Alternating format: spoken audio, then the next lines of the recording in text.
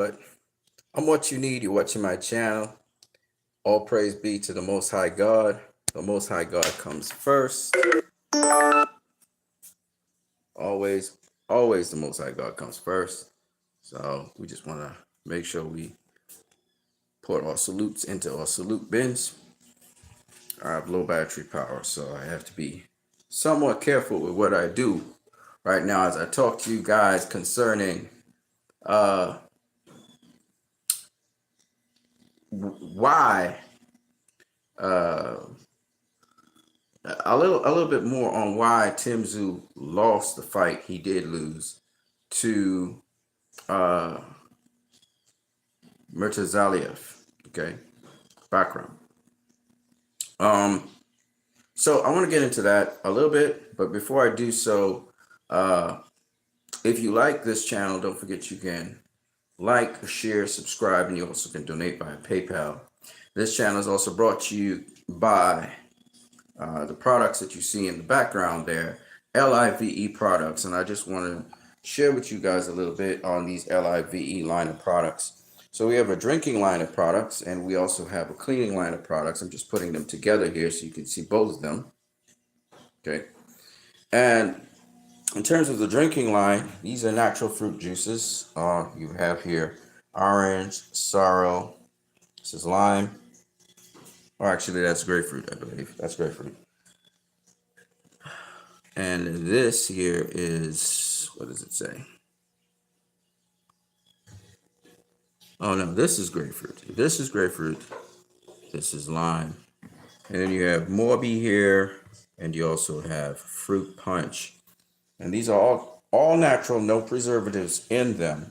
So if you're in the Trinidad and Tobago area, you see this video, LIVE products, you can place your order today. You can WhatsApp me or call at 319-4788 local number. We also have the LIVE cleaning products line. We have all-purpose cleaner. We have liquid detergent for your clothes. We have dishwashing liquid. We have fabric softener.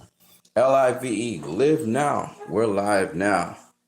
And so I wanted to bring that to your attention as you see some of the LIVE products in the background. But I just want to let you guys know that what you need is going to be an established channel that you'll see around for a little while. And hopefully in time, we'll be able to actually do a lot more than we're doing right now. But at this present point in time, I'm very busy and I have to do a lot of things. So this is as much as I can do for you guys at this point in time. Now, there are a couple things that I did discuss in the last video, in the last stream about Tszyu, why, he didn't win the fight. But I want to emphasize on one, where he underestimated his opponent. And as a result of that, he tremendously lost the fight. Now, Tim was doing some good work early on. He landed a nice right hand on background Murtazaliev. But the problem with it was that he got caught with a quick left hand. So both Murtazaliev and I was looking at a fight with Jack Culkay, background Murtazaliev versus Jack Culkay, where he won the IBF title.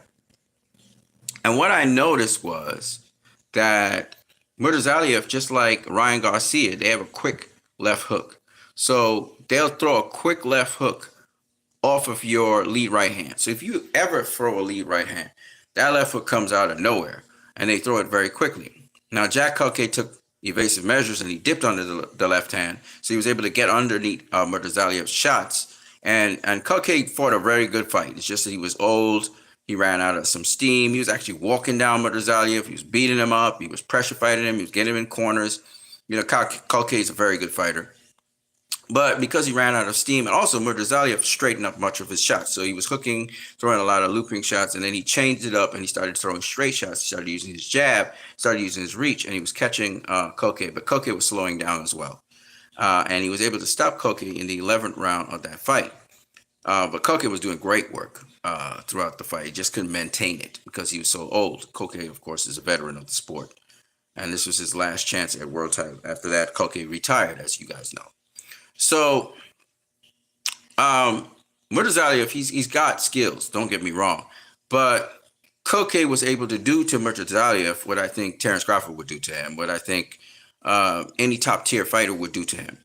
It just so happened that Tszyu, having seen that fight with Jack Koke, he probably assumed that Murtazaliev, he could handle Murtazaliev and Murtazaliev, and he didn't even watch footage of him. From what I heard in interviews, I was watching him, and he said this about him. He said he's a dumb fighter. He said he's a dumb person, and he also said that Murtazaliev was a what's the word he used? He used the word that because Tim Tszyu was saying he's not him. Tim Tszyu, he's not a step aside fighter. So Tim Tszyu saw this fight as a step aside fight, because Murtazaliev had to step aside for Terence Crawford was it Terence Crawford? I think it was Terence Crawford to get a chance to face for a unification with Fondora. So they were calling him a step aside fighter. Actually, no, Jamel Charlo to fight for Undisputed, Murtazaliev had to step aside. So he'd been stepping aside for multiple times. And Tim Tszyu was saying he doesn't know how to market himself and a lot of negative things Tim Tszyu was saying about him. And Tim Tszyu, I think, took him too lightly. I think he underestimated him. So I was listening to Sergio Moro saying this was a bad matchup because Tim Tszyu came off of a loss against Fondora. People feeling that Tim Tszyu lost something, in that fight going against Fondora. I don't believe all of that. I don't believe all of that. I don't believe it. I think Tim Tszyu is the same fighter he was when he fought Fondora. Yeah, yes, of course, that fight took something out of him. But I don't think that's the reason why he got blitzed like the way he got blitzed. It was he didn't do his homework properly, right? And then he got hurt early, so he was kind of more, when you get hurt like that early in a fight, it takes a lot from you to now regather yourself and go with the game plan, right? So there was all of that going on. I think that after seeing Murtazaliev versus Koke, I realized you had to bring some stuff to the table. And like Terence Crawford said, he wasn't moving his head when he was in the zone, all blocking the shots, one of the two.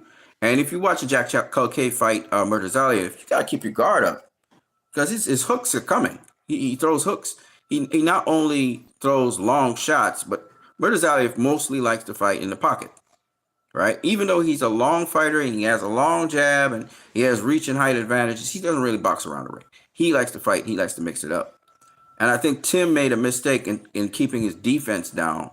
Again, I do understand he was fighting hurt. So he was kind of fighting off of instinct more than anything else. But still, his defense wasn't there. That's why he kept getting caught. And he kept getting caught with the same shot because when he threw the lead right hand, which would land, by the way, he was landing his shots. He was getting his shots in. But Murtazaliev was able to counter him, and countering him was more devastating than what he was landing, given that he was also hurt in the fight. So I don't think that Fondora, his fight with Fondora, that war with Fondora, took too much out of him. I don't think so. I think his fight with Fondora was going to be an easy fight if he hadn't gotten cut. But even so, he pressed through it. And these tough fights, actually, that Tim is getting is going to prepare him for success later on because now he's going to be able to have weathered that storm. He even though he lost the fights, he has been there. He's now been battle tested. He's been there with certain things. He's learned you can't underestimate your opponent. 2, he's learned that to fight through adversity. So it's not a problem that Tim Tszyu goes through these things. It's just that for the modern fighters today or the modern fans today that haven't seen this kind of things with fighters today, they kind of write off the fighter. Take for instance Tony Harrison. Tony Harrison had a disastrous beginning of his career, But he came on to become unified world champion. He came on to beat Jamel Charlo. So you can't rule out people. Erickson Lubin knows about this. He was destroyed by Jamel Charlo and came back, and he's in the runnings again. He fought a great fight against Fundora. So you can't look at fighters and rule them off. You have to watch to see how they bounce back. So what I'm curious about is how will Tim Tszyu bounce back from this? You you look at Gary Russell Jr. You look at Antoine Russell Jr., who was beaten, outboxed by Pueblo, right? That doesn't mean that Antoine Jr. is not good. It just shows that he wasn't up to that level. He wasn't up to that experience level like Pueblo. Maybe underestimated Pueblo a little bit or whatever. So it's not just about viciousness. So you have to become an all-around fighter to be able to make the adjustments in the fight that you need to make. And, again, all kinds of situations can confront themselves with you. And sometimes it's not about guns blazing. It's about gathering yourself, getting your composure, keeping yourself tight behind your defense, and then mounting back your offense, which is something that Tim Tszyu did not do. Again, this is not something you can learn overnight. This is not something you can learn in a training camp. This is something you should have been doing, for many, many years, developing yourself, finding yourself in these situations. Take, for example, Tim just popped back up on his feet. And, I heard Sergio Mora and these other guys saying, not Sergio Mora, but the commentator saying maybe he should take a knee and wait a little bit, gather himself, and then get back up. See, a veteran would understand that. Tim just popped back up. This was new to him. So this is a great learning experience for Tim to now look at it, break down the fight, see what he did wrong, understand that he was also acting instinctively because he got hurt and hurt pretty bad. And the pluses in this is the guy never flattened him. The fight was stopped on his feet. Yes, the towel came in to save him, but the fight was stopped on his feet. So that's good news. That means he had the heart of the child. He had the desire to win in spite of everything that was happening. He never quit. So that's good. 2, you could see his tenacity. So he was still trying to fight the guy, even though he was at the wrong range where he was throwing his shots. You could see he was trying to gauge the guy's range and everything, and he just couldn't figure it out. He was swimming. He was getting wet all over the place, right? The guy was wetting him down. So he went into something that started to overwhelm him. The point I'm making is the statements he made before the fight come back to damn him. He called the guy a step-aside fight. He said he's not a step-aside fighter. He called the guy dumb. His guy's mumbling something in Russian. He disrespected his opponent. He wasn't addressing his opponent's skills. He was addressing his opponent as a person. And you're disrespecting your opponent. Now, I'm not saying you can't use that to promote your fight, right? Floyd did that with Oscar. But when Floyd was talking to Oscar, it was because Floyd had trained and prepared, studied Oscar. And when he said certain things about Oscar, he was really doing it to promote the fight, 1. And 2, a lot of the things he was saying was based on facts. Yes, I know Tim Tszyu also said some things that were based on facts, but still, you may get it into your head. You might be doing your hyping up the fight. And in your head, you're not taking this guy seriously enough. And clearly, Tim Tszyu did not take this opponent very seriously because of how Jack Culcay fought him, was able to close the gap on him, was able to dip, slip punches, get to the inside. He thought he could do better than Jack Culcay because you heard Tim Tszyu say, I'm no Jack Culcay. He said that. He said, I'm no Jack Culcay. And Jack Culcay is a hell of a fighter. For anybody who knows, Jack Culcay is a hell of a fighter. In fact, Jack Culcay should have won some championship fights, but he just never got the decision. Okay? Jack Culcay is from Germany, by the way. So my point anyway is this, that, Tim Tszyu thought he was better than Jack Culcay. He went in there with a confidence that was based on, and this is where I'm going to say something that's true. And y'all got to know the difference between confidence and cockiness. Tszyu went in there. This is the truth. This is the definition of cockiness. Tszyu went in there cocky. That's actual cockiness. Because confidence is different than cockiness in the sense of this. When you really done your homework on the guy and you know what this guy does and he brings to the table, and you say something, you should be able to back it up. If you back up your shit, then you're confident. If you don't back up your shit, then you cocky. And he did not back up his shit. So Tszyu was cocky. He was talking the talk, but he couldn't walk the walk that he talked. Now, it's important to understand another thing here. Okay? And this is a lesson for Tszyu. It's the same cockiness that what's the guy name? This guy had the same cockiness from Australia. The Greek kid, Kambosos. George had a cockiness going into the fight against Devin Haney. Now, against Teofimo Lopez, he did not have that cockiness. He had confidence that he could beat Teofimo Lopez. He backed the shit up. Against Devin Haney, he didn't back the shit up. He talked the talk, but he did not walk the walk. Right? And that's where you're cocky. Adrian Broner, when he say a whole set of shit about an opponent and you don't back that shit up, you're not confident. You was cocky. You thought you was confident, but you aren't. Because actions speak louder than words.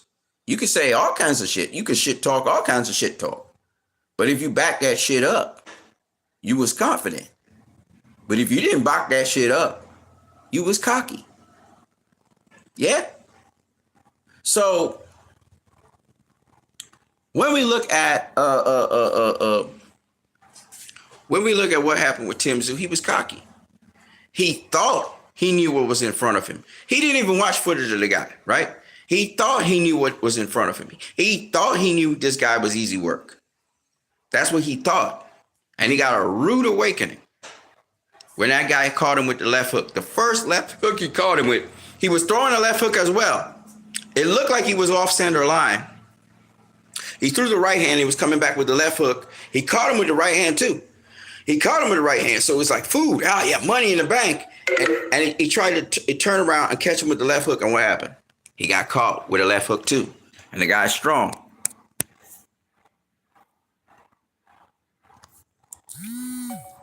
And that guy's a hooker. That guy loved a hook. He loved a hook. Okay? And he throws some quick hooks too. So that's what happened. So I don't think that was a bad matchup. No, not at all. Just because he came off a loss, I've seen lots of fighters come off of losses and beat other fighters after coming off of losses in big fights. So I don't believe that. Our study says got caught several times. Yeah, because he wasn't, as Terrence Crawford said, he wasn't moving his head. He wasn't dipping. He wasn't dipping under it or blocking it, or, so the hook would catch him.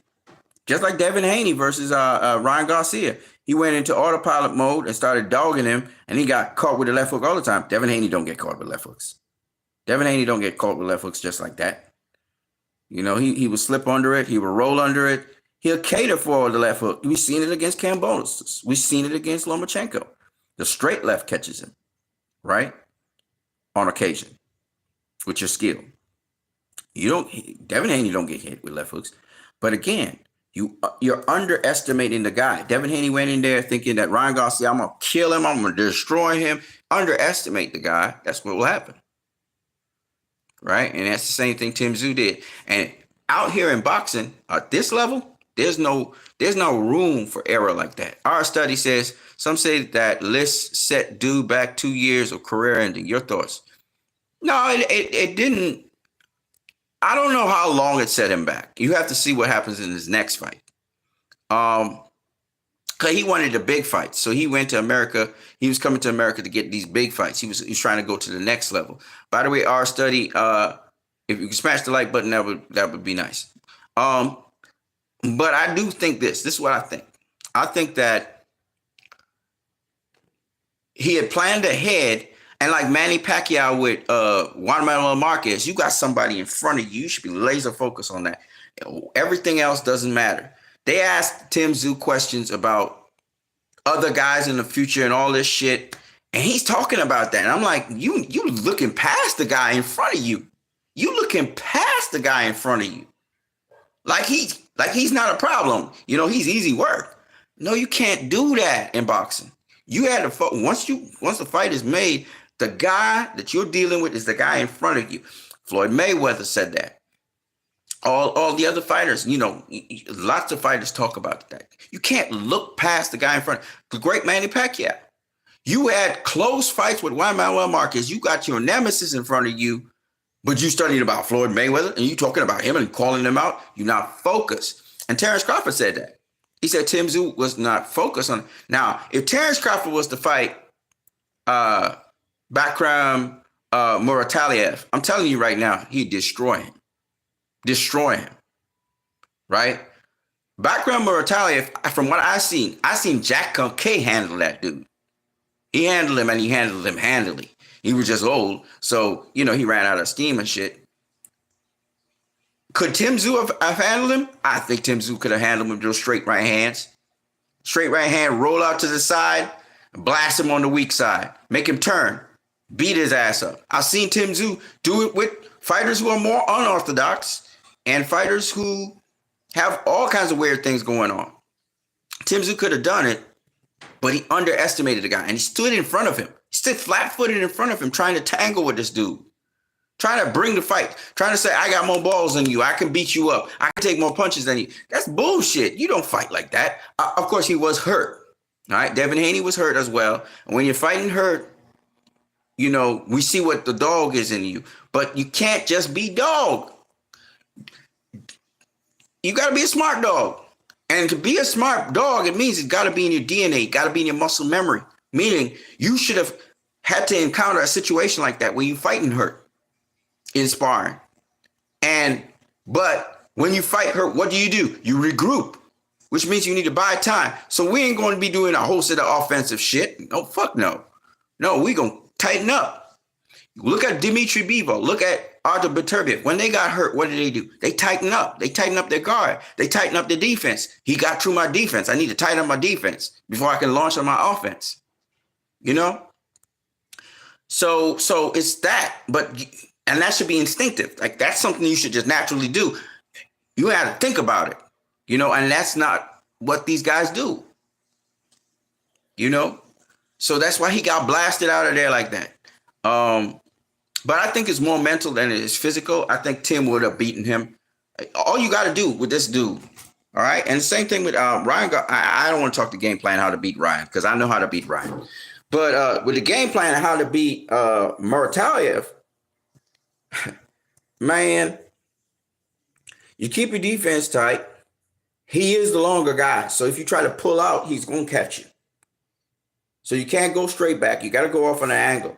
And if you're attacking him, you got to go into the pocket. Well, there's different ways of doing it, but the best way I think you should do it is go into the pocket and exit out the pocket. You know? So the lead right hand would be your major weapon. Even though he's got the left hook, you got to attack him with the lead right hand. He's going to try and check hook you as you're coming in. But what you do is you feint the lead right and you throw your jab. You bait him in with the jab. He's going to try and hook off your jab. You bait him with the jab and then you dip under, you roll under, and you come with the right hand and you roll off to the side.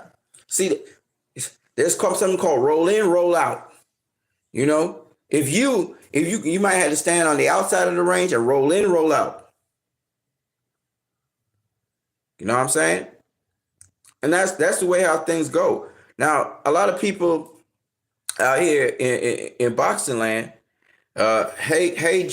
you says, hey, I'm selling a Glock 19. You want to buy it? Well, bro, I'm not really into guns like that. I'm not a gun person. Like Mike Tyson style. Well, Mike Tyson didn't roll in, roll out. He bob and weave. So Mike Tyson's style is a little different. Let me show you guys what I'm talking about. So there's something called bobbing and weaving, right? So let me just demonstrate a couple things, right? Mike Tyson used to keep a tight guard here. Okay? He's squared up. Now, the reason he's squared up, see, there's different stances in boxing. If I'm squared up here, but I move off the center line like this, okay? And I do like this. Now I can come here. I could come here, right? So he used to move like this, like a pendulum, okay? And it's kind of peekaboo style. So that's how you keep off the center line.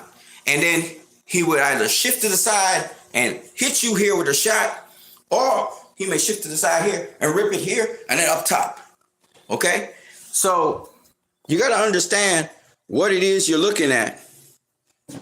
RJ Jenkins, what's up, bro? Euro African says, do you have an EBT card? No, brother, I don't have them things. RJ Jenkins says, yo, you in better spirits today, my brother. I'm always in good spirits, brother. Y'all too emotional. Y'all attach everything to emotions. Y'all got to understand, I'm a knowledge person. I'm not into emotions like that. I may express something emotionally, but I don't really care. That's not what I'm about. I just don't like hypocrisy. I don't like hypocritical people. I don't like people who lie and distort the truth.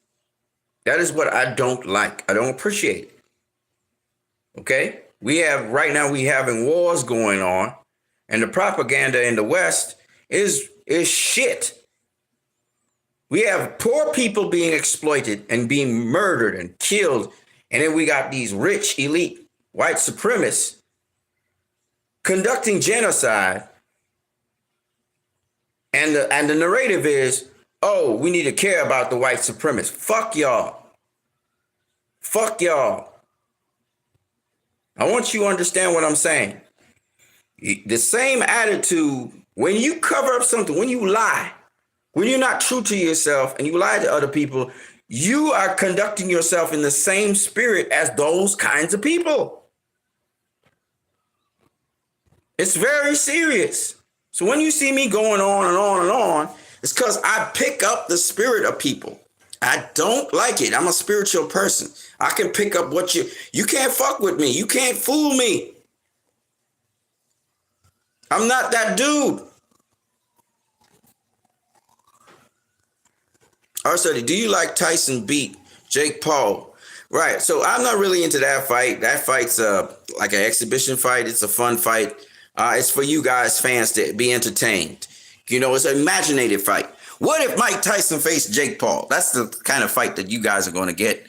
And enjoy it. I mean, boxing's all kinds of things. I don't think of it as a real, legitimate fight like the fights that we just had. Like, the Tszyu fight for the championship, the IBF championship, or, Artur Beterbiev versus Dimitri Bivol. But if you enjoy yourself, you like that, that's entertainment for you. Enjoy it. I'm not going to be watching it, but you can enjoy it. You know what I'm saying? Mike Tyson's a heavyweight, by the way, so I don't know how that's going to go. He's an old guy, so I don't know how that's going to go. You're talking about an old 50-something-year-old versus a 20-something-year-old person that, age, you can't beat Father Time. You can't beat Father Time. So, and Tyson has health problems, too. So I don't know. Hodge View says, sorry, Sonny Liston is the greatest fighter of all time. He was the intimidator fighter. Yeah, he's a bad motherfucker. He had heavy, heavy hands. No doubt about that. So if you like him, we must go into more fighters on this channel when I can. Go into history a little bit. Or you guys can refer me. You can say, hey, listen, I want you to talk about this fighter. Or I would like you to talk about this fighter. Because boxing is so vast and there's so much to talk about. RJ Jenkins says, brother, as believers in Christ, we have to conduct ourselves in a Jesus-like manner, my brother. Yes, of course we do. I don't disagree with you on that, my friend. But what I'm saying is that the hypocrisy of people, you have to conduct yourself in a Jesus-like manner. So if you're lying on here, you're not conducting yourself in a Jesus-like manner. Just because I'm crass on here doesn't mean that you're conducting yourself in a Jesus-like manner. In other words, if you're lying, I'll see it. So don't fucking lie. Okay? I don't like it. You're only kidding yourself. You're not kidding me. I can see through it. Okay? So don't do that. And we're cool. Surprise, Pikachu. Why are you so angry? I'm not angry. I'm sending this guy a message. I'm sending him a straight message. Don't lie. Okay? It's serious. So I want people to understand it's serious. Okay? I'm not angry. But I use my tone. I change my tone so you'll understand this. Life is not a fucking game. Y'all like to play too many fucking games. Y'all like to play too much. You're playing with really serious spiritual things. You don't even understand what the fuck you're doing to yourself. You're fucking up yourself. You're fucking up yourself. So don't do it. Our study says, plus Mike doing mushrooms. Yep, mushrooms and weed and oh my God. Hey JV says, do you know who Jack Johnson is? Of course, my brother. First black heavyweight champion of the world in terms of white and black. There was the black heavyweight champion of the world, of course, colored. But the first black heavyweight champion of the world was Jack Johnson. Smooth operator. Real smooth. Couldn't hit him like that. Slippery. So yeah, I know about him. So going on into to Tim Tszyu and RJ Jenkins says you have your own opinion. I have my opinion. We see things different. Brother, don't stop it. Just brother, you need to stop. You need to stop. Okay? You know boxing. So don't bullshit me. I understand what you're saying. But that's not the answer to what happened. You knew what happened. And it's not about opinion here. I told you I'm a spiritual person. You can't just fuck around with me and play around with words. Okay? I'm glad you won your bet. Make some money. But you need to be honest. And you're not honest. You're a dishonest person. You need to speak honestly. It's not about winning an argument, my friend. It's about truth. That's why I put this channel out. This isn't about some guy who's a butthurt fan. I'm not a fanboy. You know that by now. Anybody who's watched my channel for extensive points of time, no, I'm not a fanboy. I don't come on here to be a fanboy of fighters. I come here to show the beauty of boxing and what it is. So I'm breaking down what happened. Okay? Don't have time for bullshit. I'm not here to pick sides. Okay? I want you guys to understand. I'm not one of those people. Don't let the cursing and swearing fool you. I'm not what you think I am. Okay? So if you try to bullshit me, I will call you out on your bullshit, Mr. RJ Jenkins. Don't bullshit me. Tell the truth. All right, so that's why I was particularly angry with you, because you know better, Mr. RJ Jenkins. You know boxing. You can't fool me. You know boxing. So I'm not one of those people who gets on somebody just for no reason at all. Funny how Tim thought he was a superior fighter. I've never been impressed with his style. Oh, he's a good fighter. Oh, no, don't get me wrong. Tim Tszyu is a good fighter. Like I said, if he had implemented a better, but again, he got hurt, so he went into gung-ho mode and he was trying to plow the guy down. But if Tim Tszyu had implemented the game plan that, say, for example, he implemented against Jeff Horn, where he would rock back, let the guy throw his punches, and then counter him, he'd win that fight easy. See, there's several different ways to make this happen.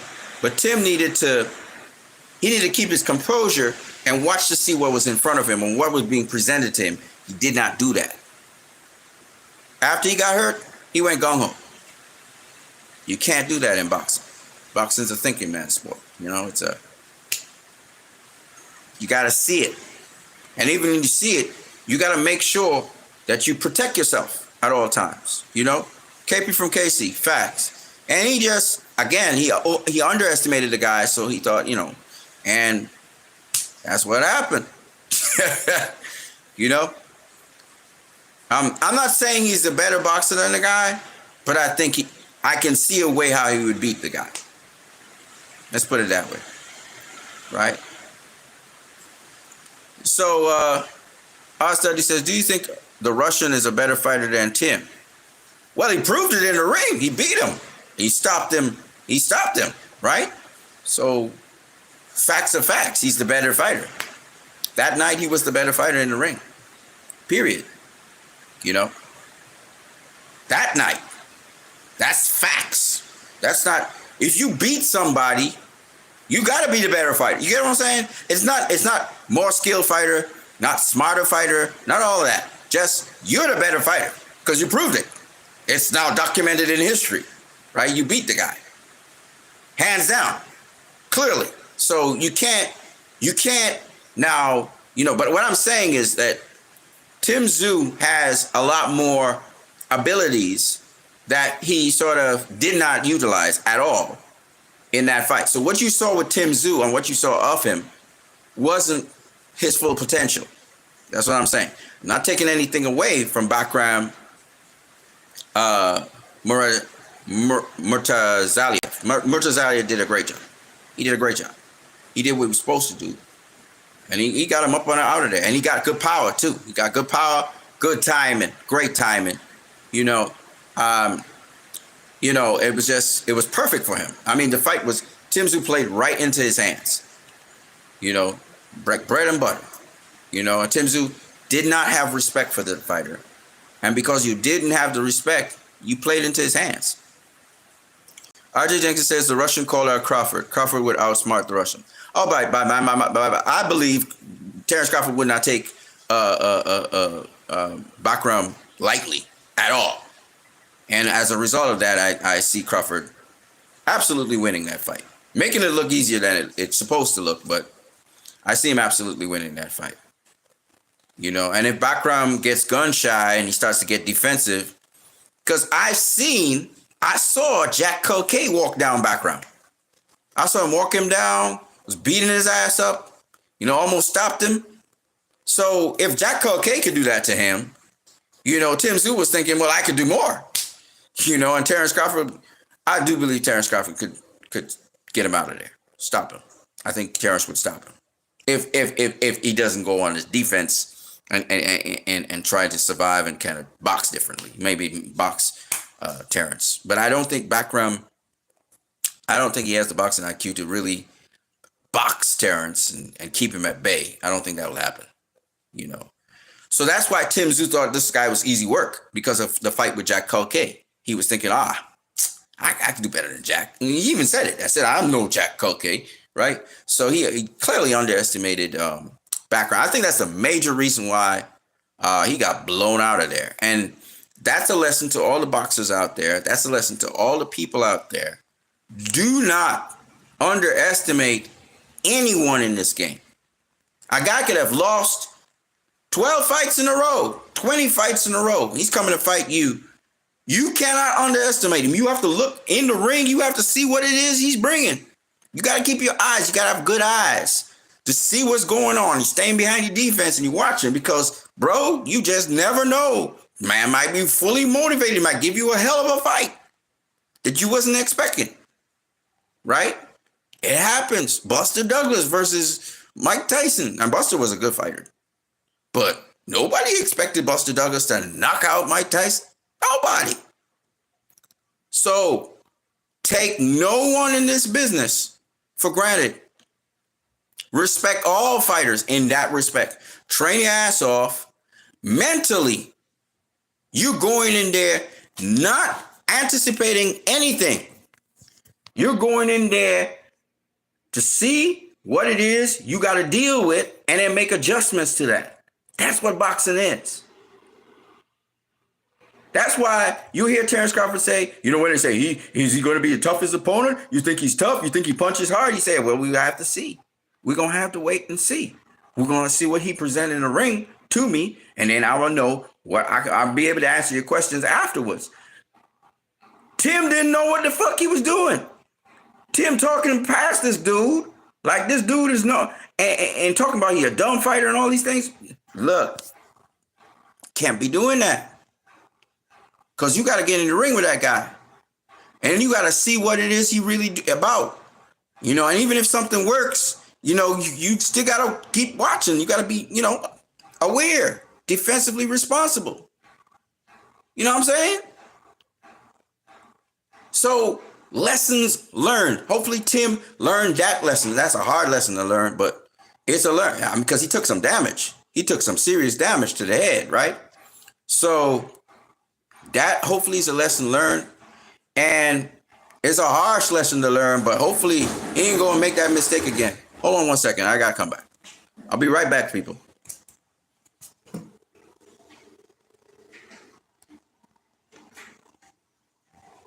I still got to go turn that thing on.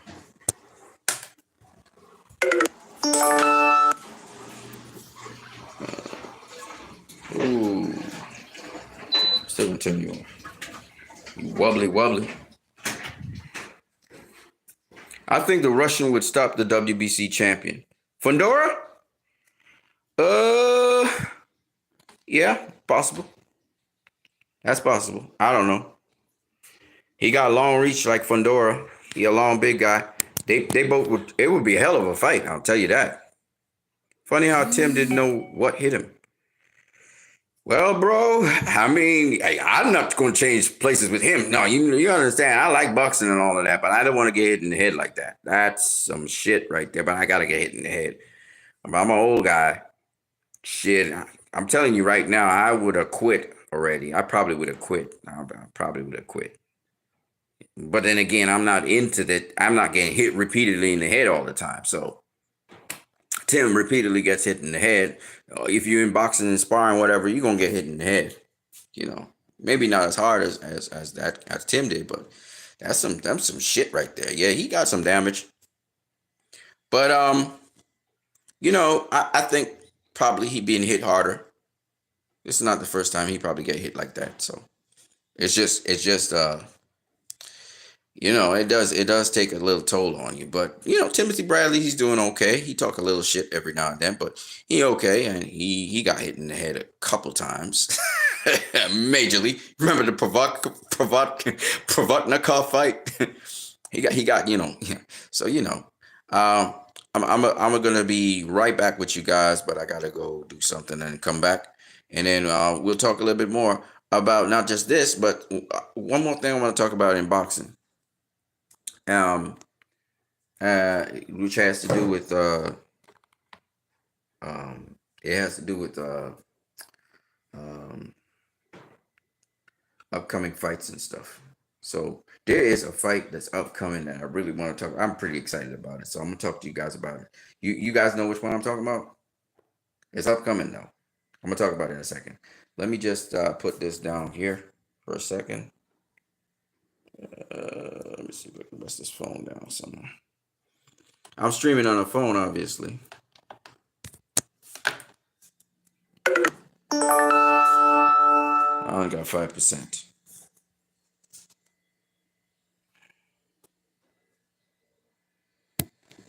Oh, we could do that. Yeah. Okay. I don't know. Let's see. That slips, bro. That's too bro.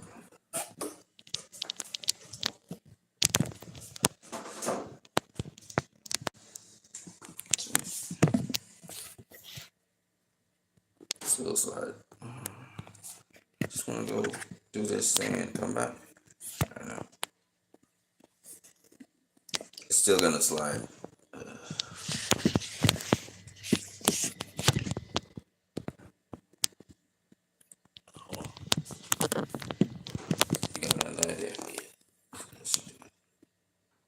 Yep. So don't slide.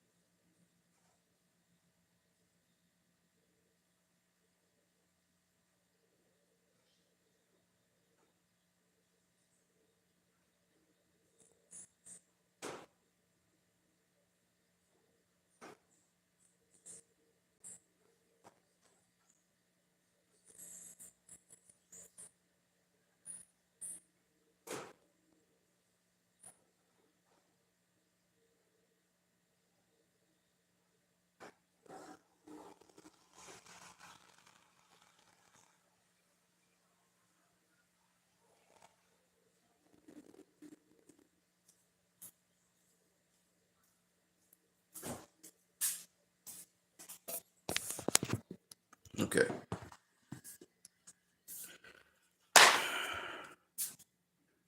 Oh, y'all want to talk about Fury versus Usyk too? That's a good fight.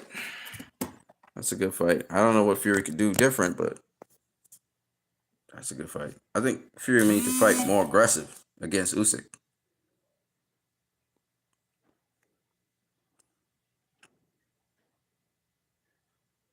Yeah, RJ Jenkins, Fury versus Usyk too. That's a good fight. But you know what fight I'm really kind of intrigued about? Um, Africa. Richardson Hitchens versus the Australian kid. That fight's gonna be a good fight. It's gonna be a very good fight. I'm very interested in seeing how that fight plays out. And of course, I wanted to see the rematch between Oshaki Foster and Robert Concerso. Um, if Robert has been able to make adjustments, and if Oshaki could make this fight even more convincing. So those two fights really kind of get my interest. I know the big fight is like Fury versus Usyk too, but like our study says, is that fight in Dubai? Yeah, I think it's in Dubai. Riyadh season, Dubai. But I'm really interested in seeing how Africa is going to try and deal with the Australian kid. What's the Australian kid's name? You guys know who the Australian kid I'm talking about. He's the IBF, I believe he's the IBF champion. He beat Cyril Mateus. He's a good fighter. Got good left hand too. He can box. So that will be a nice fight. Orthodox versus Southpaw. That's gonna be a good fight. You know. Um, Africa needs to develop more power. I knew him from the amateurs. Yeah, Africa. Yeah, he got some power, but it's just like him and Haney and Shakur. They not born with that that they wasn't born with power like that. And I think they got decent power, but also I think the way how they throw their power, the way how they throw their power, sort of because of the way they box, the way how they throw their power don't translate into, they have to throw a lot. They have to put a lot of effort in to really, to really get to generate that power. And I think they try too hard. Like Devin, for example, I find he tries too hard to generate the power. When I think if he just relax more and just throw, I think it'd be Canelo. Even I think Canelo winds up too much to throw his power. Like I I feel like more powerful shots would come from both of them if they would just if they relax more, and then you know I don't know how to say it. You kind of have to loop the shot a bit, yeah, but not so like they not relaxed enough. They not naturally throwing it. They forcing it. I feel like they're forcing the power. Canelo forced the power. Devin forced the power instead of just naturally letting the power come. You know, and Shakur, same thing. The action of Canelo, Shakur, and Devin is kind of like the same.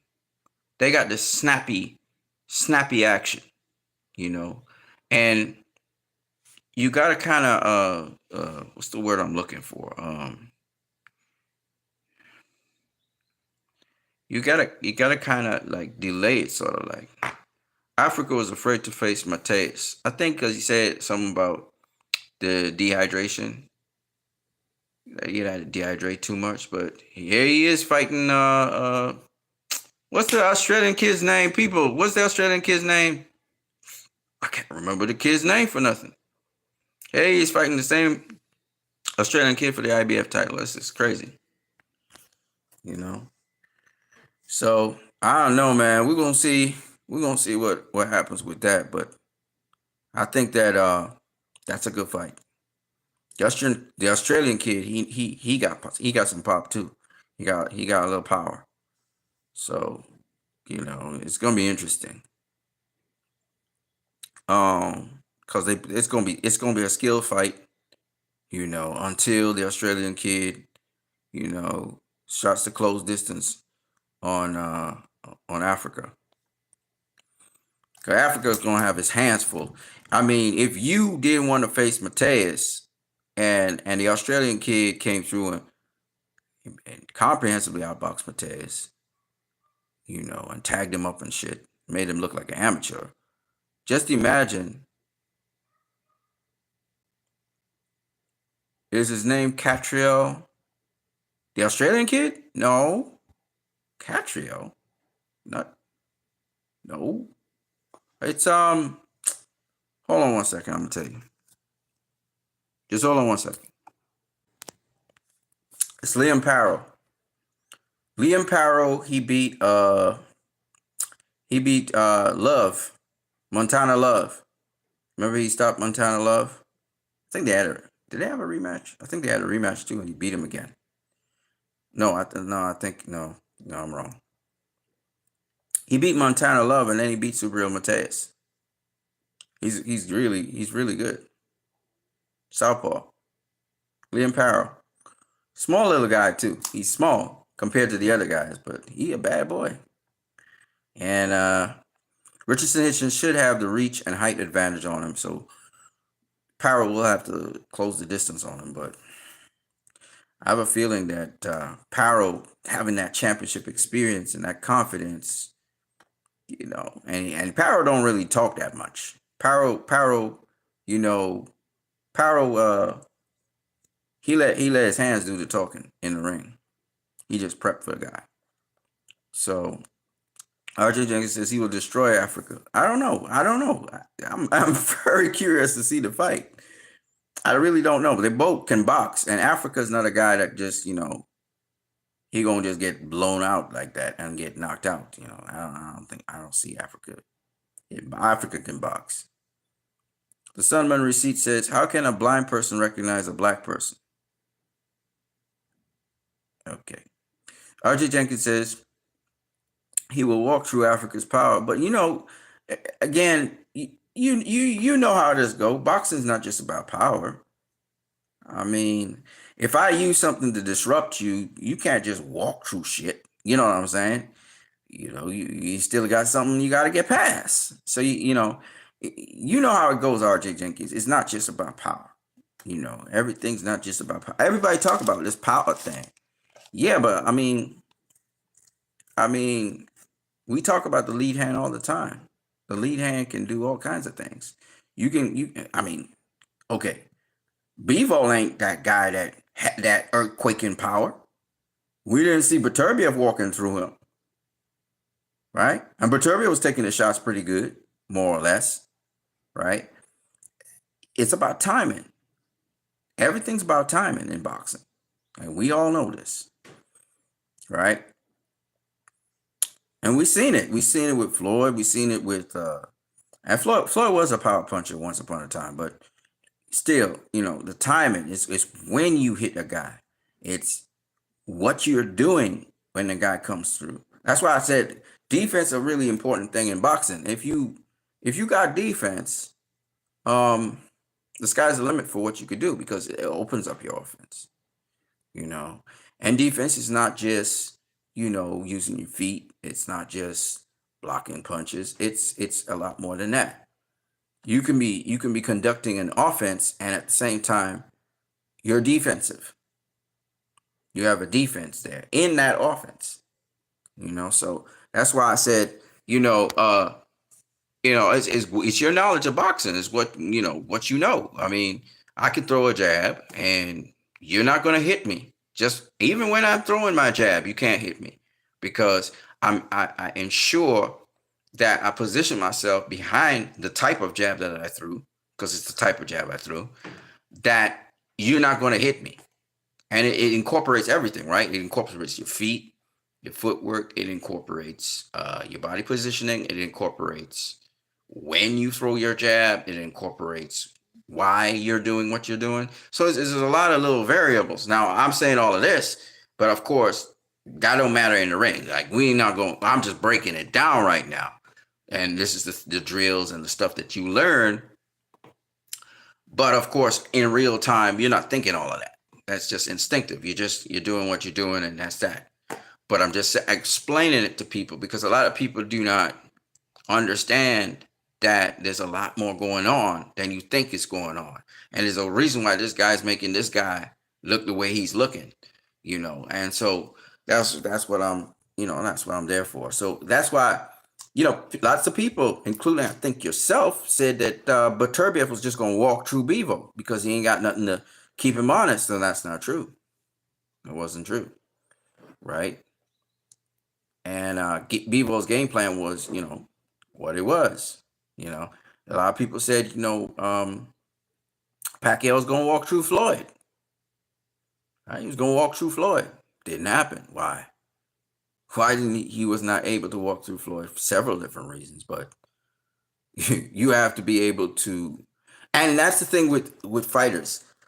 Fighters should not listen to fans and to noise outside of their circle. Because again, a fighter can't underestimate another fighter, believe in the hype about himself. Murtazaliev did not do that, but I'm just saying. So you might believe, I just need to knock this guy out. This guy ain't got no pop. I'm gonna just walk him down, walk through him. But you can't find him. When you're walking him down, you can't find him. You can't trap him. You can't get him in the corners. You can't cut off the ring. You can't. You getting popped all the time. It's not no big set of pop, but it's a pop. You getting popped and it's sharp, and you don't like getting popped. And the more you try to pursue, the more you getting popped because you're walking into his traps. It's called trap setting. He walking you into the traps, discouraging you, taking away your confidence. You're getting more and more frustrated. All of a sudden, you just want to throw punches, and all of a sudden, you on your back, looking up at the ceiling, wondering what the fuck just happened. Just saying. So, in boxing, it's not about how hard a guy punch. It's what is he doing? Right? I remember Marvin Hagler saying, Sugar Ray Leonard, he can't punch. He punching like a woman. You punching like a woman.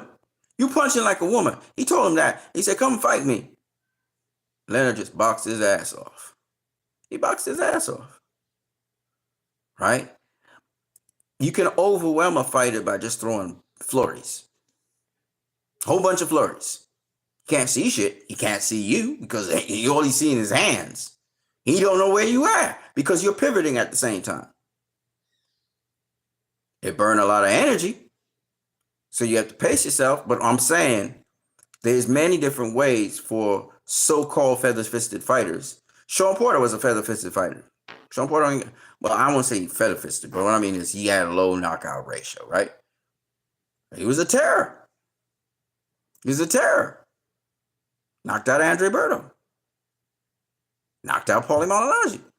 How he managed to do that? Because you have to understand, Berto is a much harder puncher than him. So it's not just about power. I don't know why we keep on talking about these topics. We get back to power and strength and speed. We keep on talking this shit over and over again like if we don't know boxing. Why do I have to come back to these topics? I shouldn't be talking about this shit now. We should be talking about the sweet science. And we're not doing that. We are having basic conversations over and over and over again. You see? So anyway, that's my time. I am what you need. Looking forward to Richardson Hitchens versus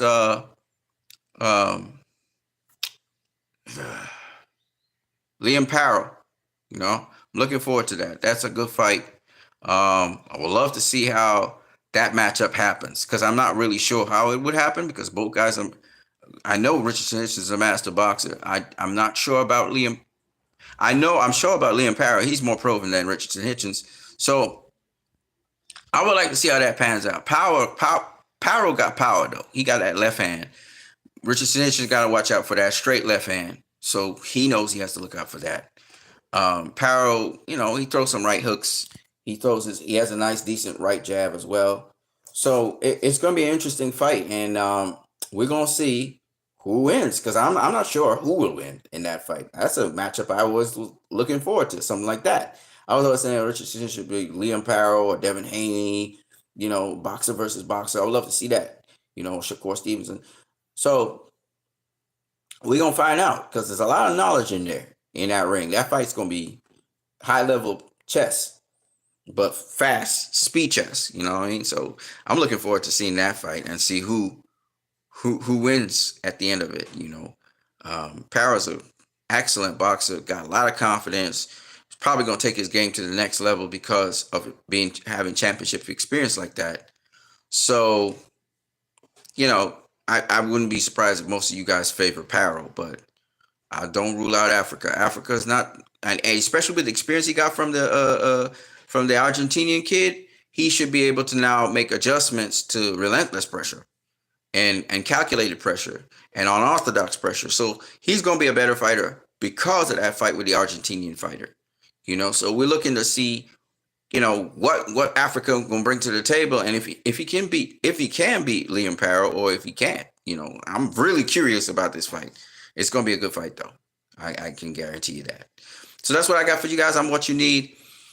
Like, share, subscribe, donate if you so wish. Much love to everybody here. RJ Jenkins came in to show some love. The Sunman Receipts, who said something that was like out of the way. Our Study, shout out to Our Study in the building. KP from Casey came through. Hey, had you, I guess it's a Jew or something. Had you, Surprise Pikachu.